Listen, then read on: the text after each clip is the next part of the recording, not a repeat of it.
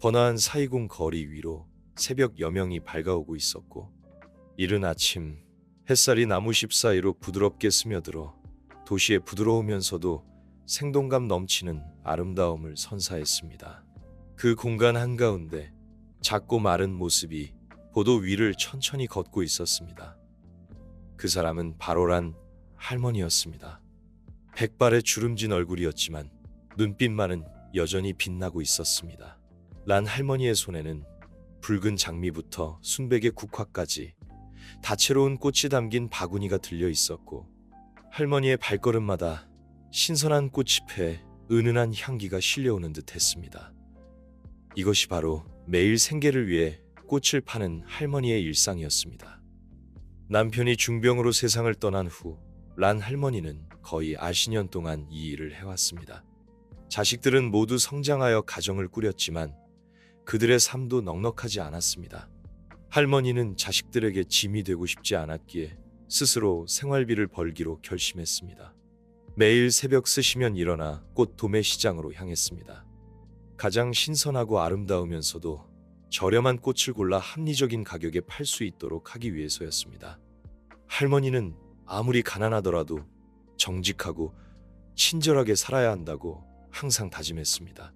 오늘도 여느 날처럼 란 할머니는 응우엔 후에 거리에 있는 고급스러운 카페에 들어섰습니다. 이곳은 할머니가 매일 아침 꽃을 팔기 위해서가 아니라 잠시 쉬면서 친절한 카페 주인이 무료로 주는 시원한 레몬 주스를 마시기 위해 들르는 익숙한 장소였습니다. 할머니가 막 카페에 들어서자 문 근처 테이블에 앉아있던 젊은이들이 말했습니다. 아이고, 또 저 꽃 파는 할머니네. 왜 매일 여기 오는 거야? 다른 사람이 덧붙였습니다. 공짜로 물 얻어 마시러 오는 거겠지. 이렇게 고급스러운 카페에 자꾸 거지들이 들어오면 위생에 안 좋잖아. 그 말들은 늙은 란 할머니의 가슴에 바늘처럼 꽂혔습니다. 할머니는 고개를 숙이고 그들을 애써 무시하며 카운터로 향했습니다. 하지만 그 무리 중 한 청년이 일어나 할머니의 길을 막아섰습니다. 할머니, 왜 자꾸 여기 와서 사람들 방해하는 거예요? 여기가 할머니랑 어울리는 곳이 아니라는 거 몰라요. 저 밖에 나가서 꽃이나 파세요. 란 할머니는 슬픈 눈빛으로 청년을 올려다보았습니다. 무언가 말하려 입을 열었지만 이내 그만두었습니다.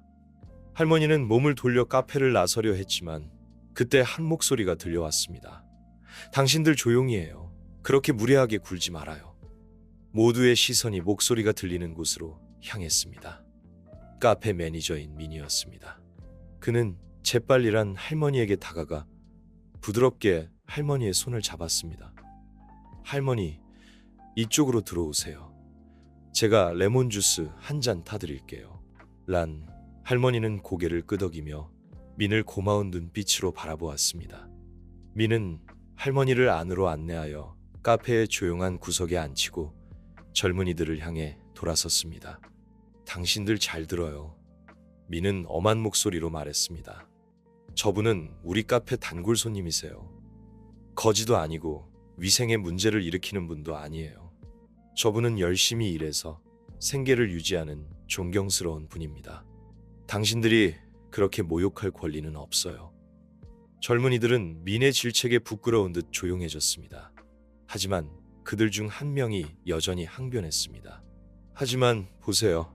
저분은 남루한 옷차림에 더러운 꽃바구니까지 들고 있잖아요. 이런 고급스러운 카페랑은 안 어울린다고요. 민은 날카로운 눈빛으로 그 청년을 바라보았습니다. 겉모습만 보고 판단하지 말라는 말 몰라요. 저분은 수수하게 입으셨지만 마음은 누구보다 고귀하신 분이에요. 그리고 저 꽃들은 당신들의 태도보다 훨씬 더 아름답고 깨끗하고요. 말을 마친 민은 안으로 들어갔고 젊은이들은 부끄럽고 당황한 표정으로 그 자리에 남았습니다. 그동안 구석자리에 앉은 란 할머니는 늙고 떨리는 손으로 레몬 주스 잔을 입으로 가져갔습니다. 할머니는 이런 대우를 받는 것에 익숙하지 않았습니다. 오랜 세월 꽃을 팔면서 항상 깨끗하고 정직하게 그리고 사람들에게 친절하게 대하려고 노력했습니다. 단지 가난한 외모 때문에 이렇게 멸시받을 줄은 상상도 못했습니다. 민이 다가와 할머니 옆에 앉았습니다. 할머니, 마음 상해하지 마세요. 그가 부드럽게 말했습니다. 저들은 아직 철없는 젊은이들일 뿐이에요. 여기에서 편하게 쉬면서 물 드세요. 란 할머니는 힘없는 미소를 지었습니다. 고마워요. 난 괜찮아요. 이런 일은 익숙해요. 민은 눈살을 찌푸렸습니다. 할머니는 그렇게 부당한 대우를 받는 것에 익숙해지시면 안 돼요. 할머니는 좋은 분이시고 존중받을 자격이 있으세요. 란 할머니는 민을 감동 어린 눈빛으로 바라보았습니다. 이렇게 따뜻한 말을 들어본 지가 너무 오래되었습니다. 갑자기 할머니는 자신의 이야기를 털어놓고 싶어졌습니다. 있잖아요. 할머니가 나지막한 목소리로 말하기 시작했습니다. 옛날에는 내가 이렇게 꽃을 팔게 될 줄은 상상도 못했어요. 민은 놀란 표정을 지었습니다. 그래요? 예전에는 무슨 일을 하셨어요? 란 할머니는 미소를 지으며 먼 과거를 회상하는 듯한 눈빛을 했습니다. 나 선생님이었어요. 이 2군에 있는 고등학교에서 문학을 가르쳤지요. 민은 깜짝 놀랐습니다. 정말요? 그런데 왜? 긴 이야기예요. 란 할머니는 한숨을 쉬었습니다. 남편이 세상을 떠나고 나서도 계속 가르쳤지만 사고를 당해서 몇 달 동안 병원에 입원해야 했어요. 퇴원 후에는 더 이상 수업을 할 수 없었지요. 조기 퇴직을 신청했지만 연금만으로는 생활하기가 어려워서 꽃을 팔기 시작했어요. 민은 란 할머니의 이야기를 들으며 눈앞에 있는 이 노인이 겪었을 고난에 가슴이 먹먹해지면서도 존경심이 우러났습니다. 그 모든 어려움을 겪고도 할머니는 여전히 온화하고 자애로운 모습을 간직하고 있었습니다. 자식들에게 도움을 청할 생각은 안 해보셨어요? 민이 물었습니다. 란 할머니는 고개를 저었습니다. 걔들도 다 가정이 있고 사는 게 넉넉지 않아요. 자식들에게 짐이 되고 싶지 않아요. 그리고 이 일 덕분에 가만히 앉아서 쓸데없는 생각만 하는 것보다는 낫지요. 민은 고개를 끄덕이며란 할머니를 더욱 존경하게 되었습니다. 그가 무언가 말을 덧붙이려던 찰나 카페 문 쪽에서 시끄러운 소리가 들려왔습니다. 민이 돌아보니 고급스러운 옷차림의 중년 남성이 들어오고 있었고 그 뒤로는 비서로 보이는 몇몇 사람들이 따르고 있었습니다. 저분이 사장님이에요. 민이란 할머니에게 설명했습니다. 제가 인사드리고 올게요. 민은 자리에서 일어나 그 남자에게 다가갔지만 그가 입을 열기도 전에 사장이 먼저 불만스러운 목소리로 말했습니다. 민, 왜 거지를 카페에 들이는 거야? 그게 카페 이미지에 얼마나 안 좋은 영향을 미치는지 몰라? 민은 사장의 태도에 놀랐습니다. 하지만 사장님, 저분은 거지가 아니에요. 저희 카페 단골 손님이세요. 사장은 눈살을 찌푸렸습니다. 단골, 저런 모습이 단골이라고? 나랑 장난해? 사장님, 저분은 꽃을 파시는 분이에요. 매일 아침 저희 카페에 들러서 물을 드시고 나세요. 정직하고 아무에게도 폐를 끼치지 않으세요. 사장은 여전히 못마땅한 표정으로 고개를 저었습니다. 상관없어. 우리 카페는 지위 있는 손님들을 위한 고급스러운 곳이야. 저런 사람들이 여기 앉아 있으면 안 돼. 당장 내보내. 민은 난감했습니다. 사장의 말을 거역하고 싶지는 않았지만 그렇다고란 할머니를 쫓아낼 수도 없었습니다. 그가 망설이는 사이 뒤에서 나지막한 목소리가 들려왔습니다. 실례합니다. 사장님과 잠시 이야기 나눌 수 있을까요? 모두가 돌아보니 란 할머니였습니다. 할머니는 자리에서 일어나 천천히 다가오고 있었습니다. 작고 마른 체구였지만 할머니의 눈빛과 몸짓에는 사람들을 주목하게 만드는 무언가가 있었습니다. 사장은 여전히 불쾌한 기색이었지만 고개를 끄덕였습니다. 하실 말씀이 있으면 빨리 하세요. 란 할머니는 온화한 미소를 지었습니다. 제가 여기 있는 것을 원치 않으신다는 것을 알고 있습니다. 곧 나가겠습니다. 하지만 그 전에 그동안 이 카페에 올 수 있게 해주셔서 감사하다는 말씀을 드리고 싶습니다. 이곳은 제 일상의 일부가 되었거든요. 사장은 란 할머니의 정중한 태도에 놀란 듯 했습니다. 그는 겉보기에는 가난해 보이는 할머니가 이렇게 예의 바르게 행동할 줄은 몰랐습니다. 란 할머니는 말을 이었습니다. 제가 이런 고급스러운 곳에 어울리지 않는다는 것을 압니다. 하지만 아세요? 여기 앉아 있으면 아주 작은 구석 자리일지라도 삶이 더 아름다웠던 과거로 돌아가는 기분이 들곤 했어요. 사장은 호기심이 생기기 시작했습니다. 그게 무슨 말씀이세요? 란 할머니는 씁쓸한 미소를 지었습니다. 옛날에는 저도 이런 고급스러운 카페의 단골 손님이었어요. 하지만 인생이란 게 앞날을 알 수 없는 법이잖아요. 란 할머니의 말에 사장을 비롯한 주변 사람들이 더욱 주의를 기울였습니다. 그들은 이제 할머니를 다른 눈빛으로 바라보기 시작했습니다. 할머니, 선생님이셨다고요? 사장의 목소리가 많이 누그러져 있었습니다. 란 할머니는 고개를 끄덕였습니다. 네, 렉귀이돈 고등학교에서 30년 동안 문학을 가르쳤어요. 하지만 남편이 세상을 떠나고 저도 사고를 당해서 더 이상 가르칠 수 없게 되었고 결국 이렇게 꽃을 팔게 되었지요. 사장은 말없이 란 할머니의 이야기를 들었습니다. 그는 겉보기에는 초라해 보이는 이 노인에게 그렇게 깊은 인생 이야기가 있을 줄은 상상도 못했습니다. 그는 란 할머니를 무례하게 대했던 것을 후회하기 시작했습니다. 그때 카페 구석에서 한 중년 남성이 일어나 다가왔습니다. 그는 란 할머니를 유심히 보더니 이내 외쳤습니다. 혹시 란 선생님 아니세요? 란 할머니가 돌아보며 그 남자를 의아한 눈빛으로 바라보았습니다. 그리고 갑자기 할머니의 눈이 밝게 빛났습니다. 뚜언, 너 뚜언이니? 그 남자는 감격스러운 미소를 지으며 고개를 끄덕였습니다. 네, 저 뚜언이에요. 2000조발 조슈 9년부터 2000조발 조슈 8년까지 선생님 반이었어요. 란 할머니는 너무 격해서 말을 잇지 못했습니다. 그저 뚜언의 손을 꼭 잡고 뺨 위로 눈물을 흘릴 뿐이었습니다. 뚜언은 사장을 향해 말했습니다. 사장님, 이분은 제 은사님이십니다. 제가 만나뵌 선생님들 중 가장 훌륭한 분 중 한 분이세요. 저희에게 지식뿐만 아니라 사람 되는 법까지 가르쳐 주셨습니다. 사장은 뚜언을 보다가 다시 란 할머니를 보았습니다. 그는 성공한 사업가이자 단골 손님인 뚜언을 잘 알고 있었습니다. 뚜언이란 할머니를 저렇게 존경하는 모습을 보니 더욱 당황스럽고 죄송한 마음이 들었습니다. 제가 정말 죄송합니다. 사장이 사과했습니다. 제가 너무 무례했습니다. 용서해 주십시오. 란 할머니는 온화한 미소를 지었습니다. 괜찮아요. 이해합니다. 그저 카페 이미지를 지키고 싶으셨던 것 뿐이잖아요.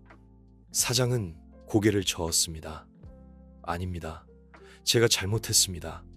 겉모습만 보고 사람의 진정한 가치를 알아보지 못했습니다. 할머니야말로 우리 카페의 가치를 높여주시는 분입니다. 사장의 말에 카페 안의 분위기가 한결 따뜻해졌습니다. 처음에 란 할머니를 모욕했던 젊은이들을 포함하여 주변 사람들이 모두 존경 어린 눈빛으로 할머니를 바라보기 시작했습니다. 뚜언은 란 할머니의 손을 잡고 자신의 자리로 안내했습니다. 선생님, 여기 저희랑 같이 앉으세요. 란 할머니는 자리에 앉아 감격스러운 눈빛으로 주변을 둘러보았습니다. 쫓겨날 뻔했던 신세에서 이제는 모두의 관심과 존경을 받는 사람이 되었습니다.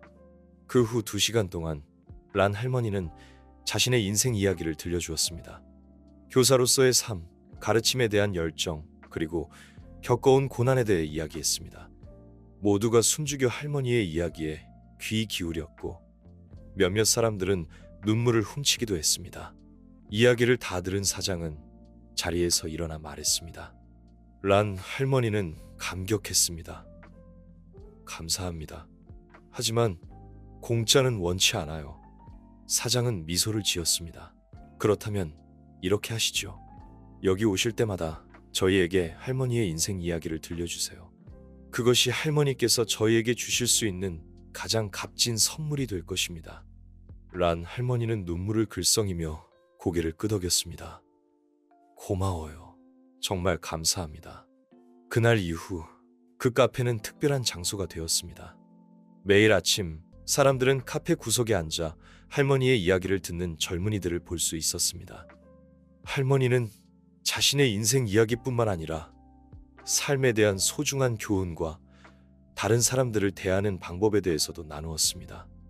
할머니의 옛 제자인 뚜어는 형편이 어렵지만 학구열이 높은 학생들을 위한 란 할머니 장학금을 설립하기로 했습니다.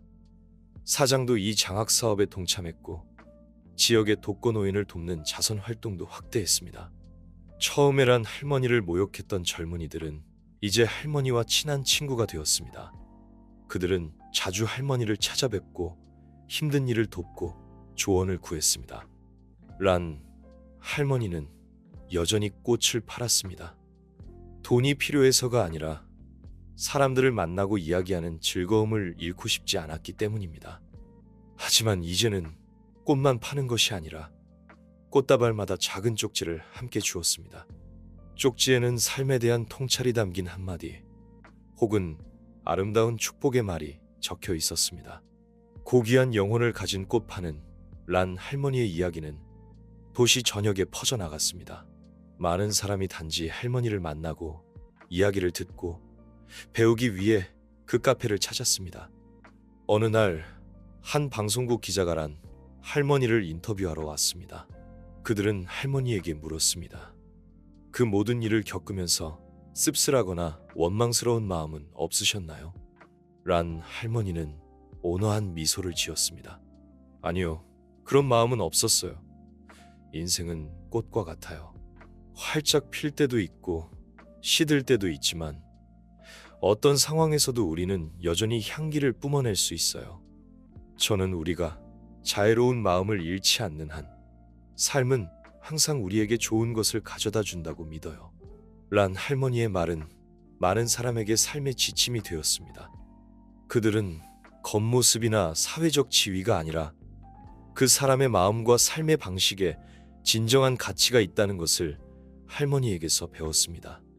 운명의 그날로부터 2년 후 카페에서는 란 할머니가 그들에게 돌아온 날을 기념하는 특별한 행사를 열었습니다.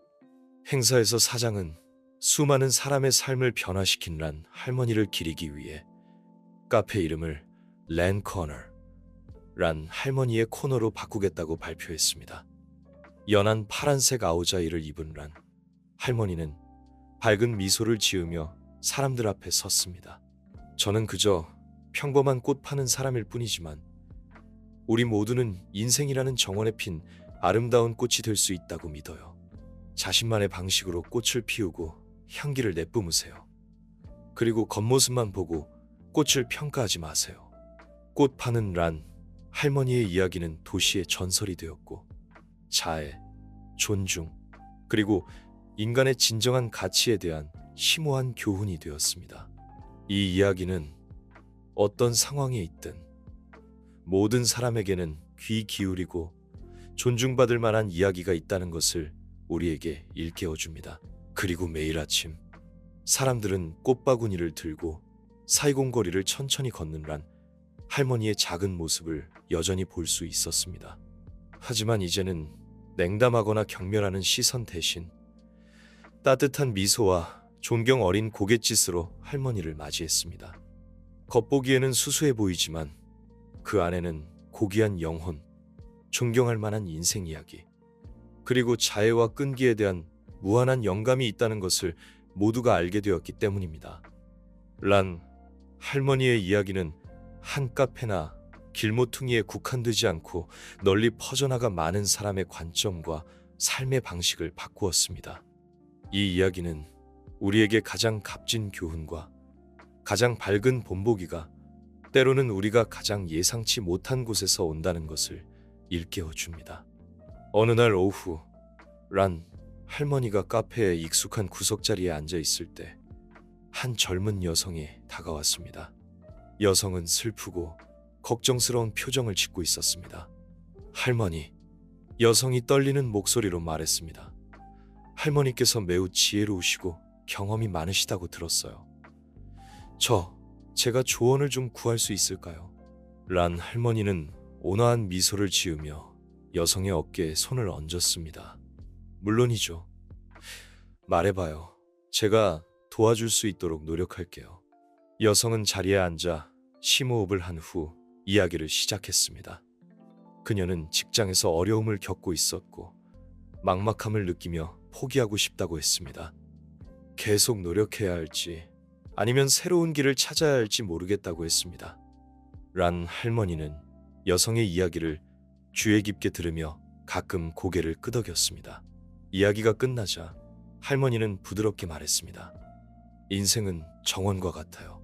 우리 각자는 정원사이고 우리의 일과 꿈은 정원의 나무와 같지요.